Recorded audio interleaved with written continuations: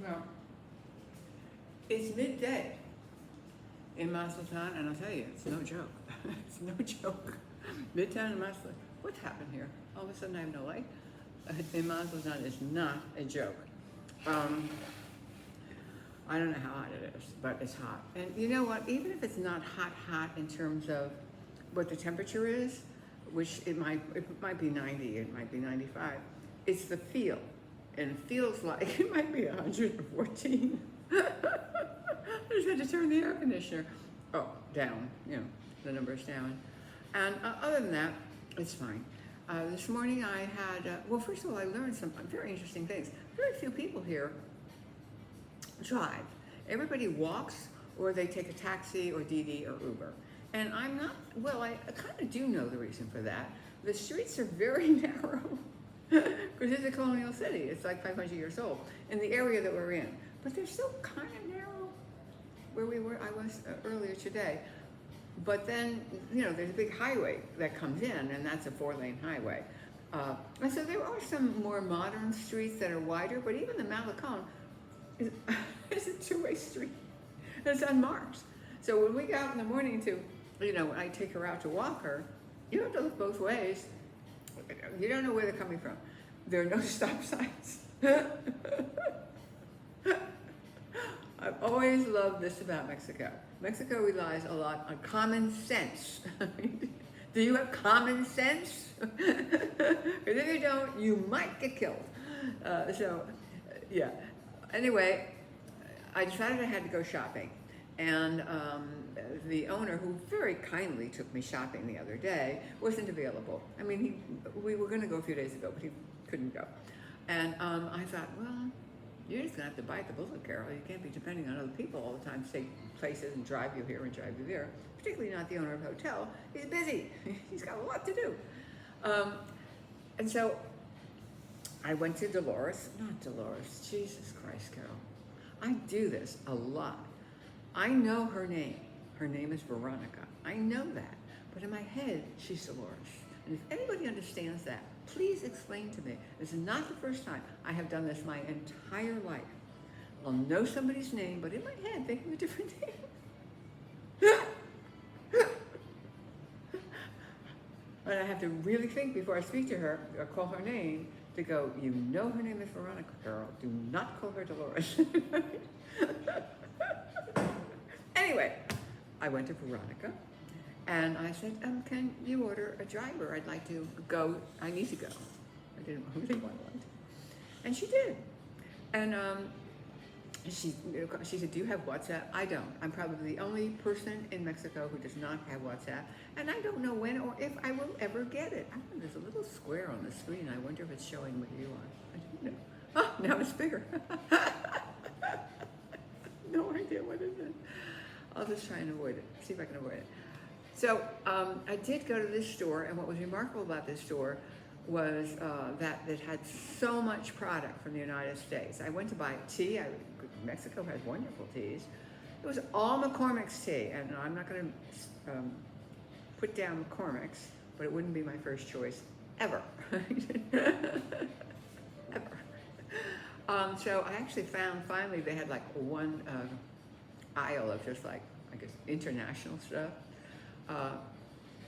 And they had, it was no, they didn't have it. I had to go find, actually it was over in the pharmacia area with health foods. I had to find a lovely chamomile tea with, I think, daisies or something, I don't know.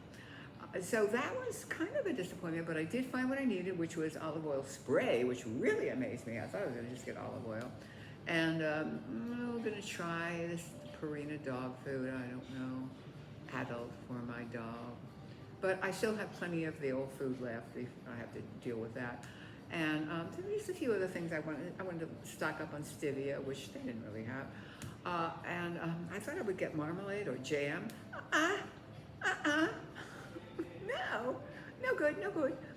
So, I mean, what I do is I look at how much sugar is in it, and if there's like more sugar than anything else in it, I go, well, I can just pour sugar on my toast. I don't need to buy this. I can pour sugar. But the chef here, the morning chef, she makes a wonderful strawberry marmalade. She's making more today. She's out of there. And then when I went to leave, there were no taxis.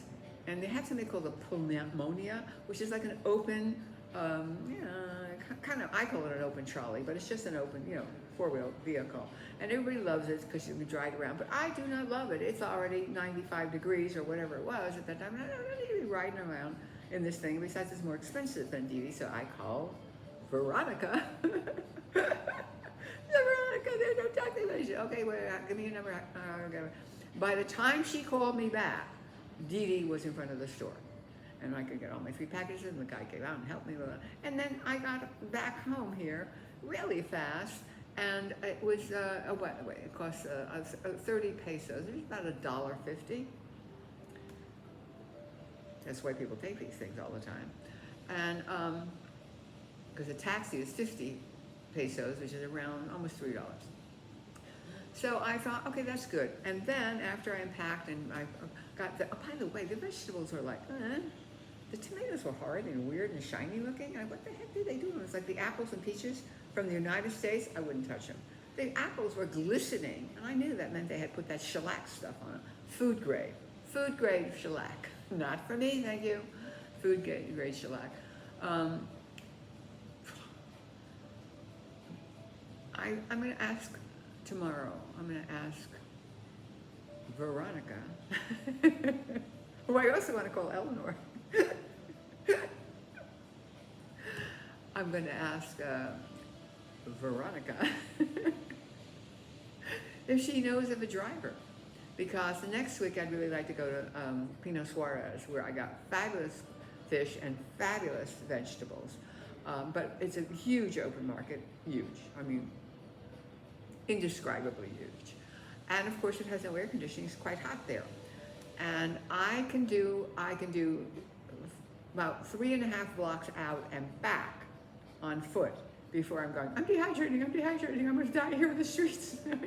I gotta get back. And I actually know now that when I was younger, I used to dehydrate. I felt like a little faint. I didn't know I was dehydrating. I thought I was having a panic attack. I thought I was dying. I was just feeling I'm fainting. But I'm from a generation, nobody walked around with water bottles. There were no water bottles. And nobody drank water. We drank coffee. We drank coffee day and night, and Coca-Cola. And Coca-Cola before there was anything called Diet Coke. That's how old I am. Right? I had a Coca-Cola here in Mexico once, and oh my God, it was so good. I remember now. Oh, that's why we loved Coca-Cola. It's like straight cane sugar. Perfect. I won't touch it now. Well, I might. Right now, I'm drinking an herbal tea, which is very good. They call it Herba Bueno, which is good herbs. We don't know what's in it, but I think there's a touch of licorice in it. And I'm going to, I actually lost my train of thought. I won't even pretend that I remember what I was saying. I'm going to ask about the driver. That's my thing. But come the fall, now remembering, I will be able to walk myself, because I walk a mile a day with Mickey, or I did in Ensenada when it was still 65 degrees or 60 degrees in the morning, even 2.5 weeks ago when I left.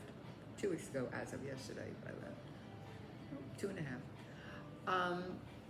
I'll be able to do that walk, and not buy so many groceries that I can't possibly carry them home, but I'll be able to do that walk. Right now I can't, but that's okay. I don't care. I'm in Mazatlan.